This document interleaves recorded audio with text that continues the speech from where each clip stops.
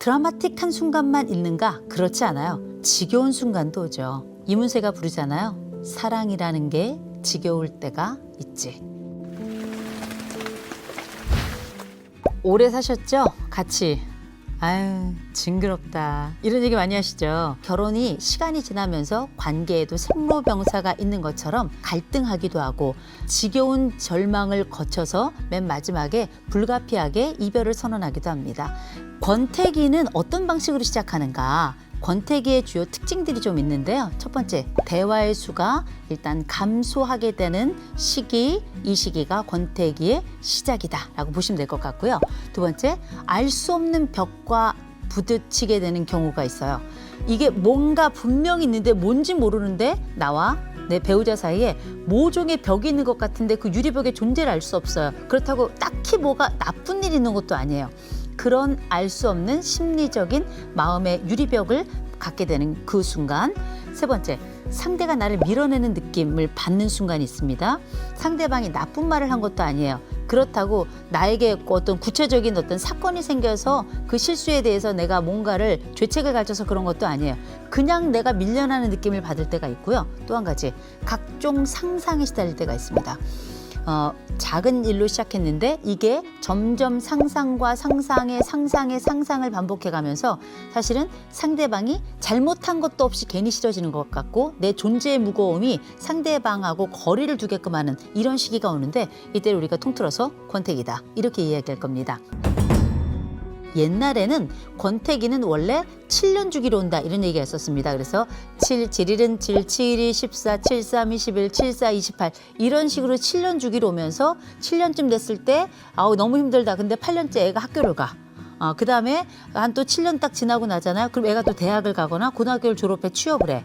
그리고 또 7년쯤 지나잖아요. 지루해진다 싶으면 애가 또 결혼을 해. 생애 전환마다 포인트가 있어서 그 위기를 딱 넘도록 하는 게 있어서 되게 권태기를 7년 주기로 봤습니다만 요새 신혼 이혼이 몇 년 차까지인지 아십니까? 4년째까지의 이혼을 우리가 되게 신혼 이혼이라고 부르는데 되게 그런 경우는 권태가 그 전에 오는 경우들도 상당히 있더라는 거죠. 그래서 어떤 분들은 우리는 신혼여행 출발할 때부터 권태기였어 이런 분들 계시거든요. 혹은 경우에 따라 그 신혼 시기에 절망이라든지 실망할 만한 사건이 있어서 그 관계가 완전히 바람 빠진 풍선처럼 내가 생각했던 그 결혼은 이게 아니었어. 내가 생각했던 우리의 관계는 이게 아니었어. 내가 생각했던 내 인생의 그림은 이게 아니었어. 라고 이야기를 하면서 삶에 대한 무기력을 느낄 때 신혼권태를 경험할 수 있다는 거고요. 그러면서 사실 이 신혼권태는 많은 분들이 고민은 하지만 또 상담도 받지만 임신과 또 출산이라고 하는 새로운 전기를 맞게 되는 경우도 굉장히 많습니다. 왜냐? 이 시기를 탈출해 보기 위해서 이 부부들도 굉장히 노력을 많이 하거든요. 이럴 땐 에너지가 유입이 돼요. 어떻게? 아이라는 정서를 통해서 에너지가 새로 유입이 되기 때문에 빠졌던 풍선의 바람도 다시 훅, 그리고 빠졌던 인생의 어떤 지루함도 굉장히 유쾌함과 또 새로움과 설레움과 희망으로 변경되는 거죠. 그러나 중년의 권태는 조금 다릅니다. 이걸 흔히 또 다른 분들은 부부 불안정 애착 이렇게 부르기도 하는데요. 이건 꼭 불안정 애착만의 문제가 아니라 우리에게 오는 매너리즘도 포함이 되고요. 이 지루한 반복적인 생활을 지속적으로 하면서 생겨나는 일종의 뭐랄까요. 오랫동안 가만히 있으면 다리가 저린 느낌? 이런 느낌이랑 비슷하다고 보시면 될 것 같아요. 중년의 권태는 어떤 특징이 있는가? 제일 첫 번째, 오랫동안 반복된 오해와 갈등과 대립과 분노가 있어요. 그런데 이게 권태기 동안에는 대부분 수면에 나타나지 않습니다. 없는 게 아니에요. 있는데 수면 밑으로 내려가요. 두 번째, 중년 권태기의 특징은 중년 권태기를 겪고 있는 분들에 의하면 이렇게 말씀하십니다. 차라리 싸웠으면 좋겠습니다. 싸우지 않고 곧 적극적 해결보다는 회피나 도피를 사용해서 한쪽이 그냥 입을 닫아버리거나 아니면 둘 다 서로 아무 일 없는 것처럼 갈등을 아래 수면 밑으로 집어넣는 경우도 굉장히 많거든요. 그러니까 이 시기는 어떻게 친밀감 떨어져요. 애정 떨어져요. 근데 어떻게 신뢰는 남아있어요. 참 놀라워요. 세 번째는 뭐냐면 고민합니다. 중년 권태의 특징은 남 탓을 돌리는 경우가 별로 없어요. 주로 이게 내 탓인가? 내 문제인가? 혹은 내 배우자 문제인가? 굉장히 고민을 많이 하는데 사실 이런 문제들이 서로 알고 있습니다. 명시적으로 이 사람이 외도를 한 것도 아니야. 이 사람이 돈을 안 벌어오는 것도 아니야. 내 아내가 밥을 안 해주는 것도 아니야. 내 아내가 그 아이들과 관계가 안 좋은 것도 아니야. 별 문제가 없어요. 그런데 이 배우자들 간의 관계는 아주 모종의 이 아주 나지막한 긴장들이 불편하게 해서 유지가 되는 거거든요. 그리고 나서 무슨 일이 벌어지는가? 중년기에도 역시 어디서든지 원인을 찾으려고 합니다. 어떤 방식으로든지. 왜 그럴까? 왜냐? 이 지루함을 타파하기 위해서 뭐라도 시도를 해요. 어떤 식으로? 여행도 갑니다. 또 뭐 이사를 가는 경우도 있어요. 심지어 이민을 가보자는 집들도 있습니다. 그리고 그 전에 안 가던 동창회를 가서 외부에서 어떤 활력을 좀 받으면 집안에서도 활력을 느끼지 않을까? 이렇게 시도하는 분들도 계시거든요. 그런데 이러다가 부정적인 면으로 방향이 틀어지게 되면 이때 외도 사건이 터지게 되는 거죠. 그게 꼭 뭐 동창회 이런 면이 아니라 내가 가지고 있는 정서에서 새로운 활력 에너지를 찾으려고 했는데 그 번지수가 잘못될 경우가 있다는 거죠. 그렇다면 중년 권태는 어떻게 해소하면 좋을까? 우리가 많이 알고 있는 일반적인 중년기 권태 해소 방법은 크게 4가지가 있습니다. 첫 번째, 배우자에 대한 긍정적 자원 찾기가 있어요. 그래서 어떻게 이잡듯 뒤져보는 거지. 아무리 찾아도 없다고 하지만 어느 집이든 들어가면 뭐 소치라도 들고 나올 게 있다고 찾으면 있겠지 싶어서 아무리 뒤져요. 수월치 않습니다. 두 번째, 자신의 감정을 솔직히 나누기. 자신의 감정을 솔직히 나누기 할 때 이 감정을 배우자랑 나누란 이야기인데 권태에 빠져 있는 부부들은 서로 간의 권태를 상호 느끼기 때문에 서로 간에 이게 도움이 돼서 으쌰으쌰하는 경우도 있지만 그냥 유야무야 되는 경우가 굉장히 많습니다. 세 번째, 자신을 긍정적으로 생각하게 해요. 그 스스로 그래 나는 괜찮은 사람이야. 또 한번 힘을 내야지. 굉장히 훌륭한 태도입니다. 근데 어떻게 힘이 날 것 같으면 벌써 냈어요. 근데 힘이 잘 나지 않는 거죠. 그리고 마지막 상호 지지하기라는 게 있습니다. 그래서 더 잘하려고 하고 더 힘을 주고 그 사람에게 어떤 의미를 찾을 수 있을까를 나를 보여주면서 그 사람의 지지를 얻어내는 이런 방법인데 이런 일반적 방법들을 다 씁니다만 권태기는 사실 생각보다 더 오래 가거나 잘 해결되지 않는 경우가 있어요. 마치 어떤 거냐? 정체된 호수구, 그냥 저수지 같아요. 정체된 저수지에는 있기죠. 그리고 그렇게 개구리는 울더라. 그러면 넌 어떻게 이야기할 건데 당신 어떻게 이야기할 겁니까? 물어보실 거 아니에요. 4가지 일반적인 방법 나쁘지 않아요. 쓰셨으면 좋겠습니다. 근데 어떻게? 이게 잘 안 돼요. 이게 잘 안 됩니다. 그렇다 보니까 모종의 방법들을 좀 찾아내야 되잖아요. 권태기 상담을 할 때 몇 가지 저는 원칙을 가지고 하는데 첫 번째가 뭐냐? 권태기가 있을 때 부부는 약속해야 됩니다. 어떤 약속을 해야 되냐? 6개월 안엔 아무 짓도 하지 않게 해요.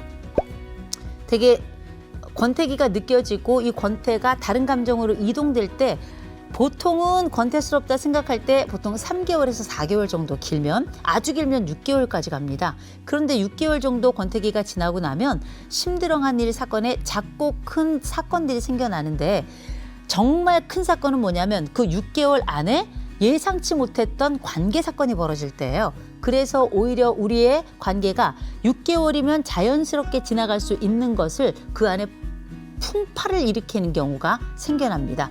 그래서 어떻게? 적어도 권태기가 우리에게 벌어졌다 그럴 땐 최소한 6개월은 내 스스로 다짐하셔야 됩니다. 아무 짓도 하지 말아야 되겠다. 쓸데없는 짓 하지 말아야 되겠다.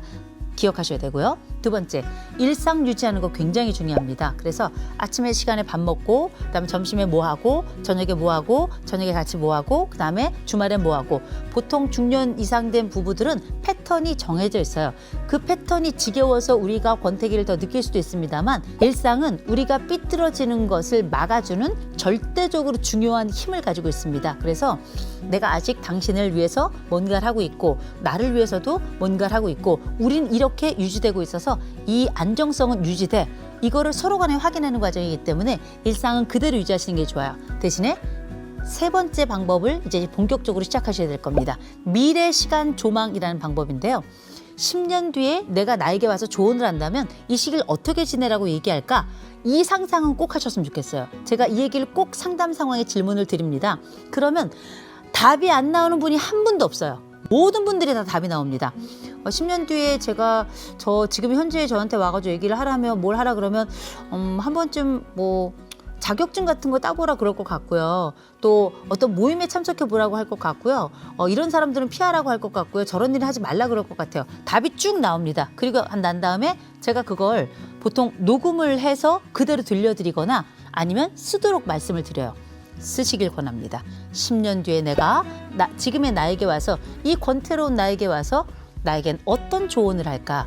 그 누구보다 어떤 상담자보다 나를 가장 잘 알고 있는 게 바로 나예요.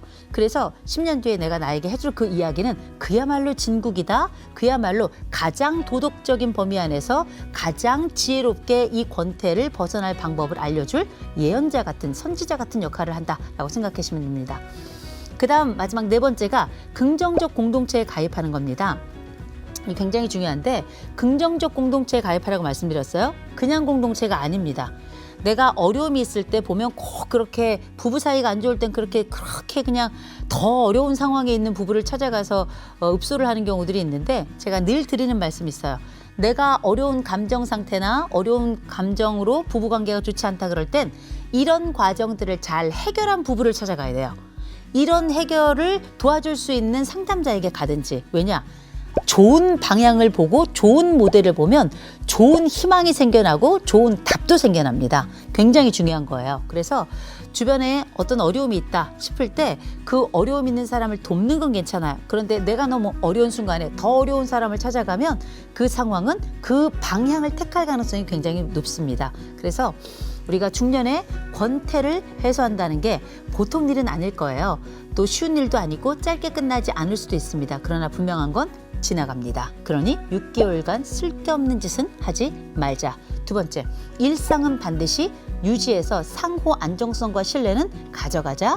3번째, 미래 10년 뒤 내가 나에게 어떤 말을 해줄지에 대해서 한번 생각해보고 이걸 일일이 한번 적어보고 실천해보자. 4번째, 긍정적 공동체, 내가 보고 배울 만한 공동체에 가서 거기서 긍정적인 답과 인사이트, 그 통찰을 얻어보도록 한번 노력해보자.